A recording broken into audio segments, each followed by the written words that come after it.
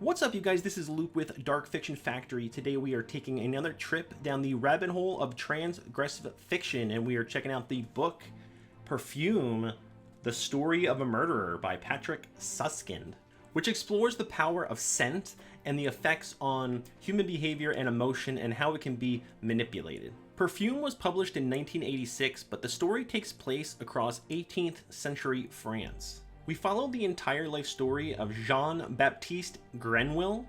Before I get any comments below, I'm not positive that I'm saying that name correctly, so just bear with me here. Grenwill is an orphan that is left for dead in the street by his own mother. Grenwill then bounces around from place to place, from crappy job to crappy living condition, until he finally grows into a man. But the special thing about Grenwill is that he has a heightened and masterful sense of smell. He doesn't even need light or to be able to see to move around like in a dark night through a city. He can just use sense of smell to navigate his way through the world. And throughout the story, we see how this sort of cold, sort of empty soul of Grenwill starts to use this sort of superpower, if you will, to sort of manipulate people and situations to his own means. As the book progresses, we find out that the scent that he truly covets, that he finds to be the sort of pinnacle of scent, comes from young, beautiful, virginal girls. Yes, Grenwill eventually begins murdering young women to steal their essence of their scent, basically to the point where their scent is really the only thing left of them. Side note, that's not really a spoiler considering the subtitle of the book is literally The Story of a Murderer. I always enjoy stories where we follow a character from birth all the way through their life until death, and we get that whole arc. And we really get that in this book. The setting changes drastically from one part of the book to the next, coupled with the fact that we really get an intimate look into Grenwill's psyche. It gives this book a very intimate, yet very sprawling and sort of epic feel.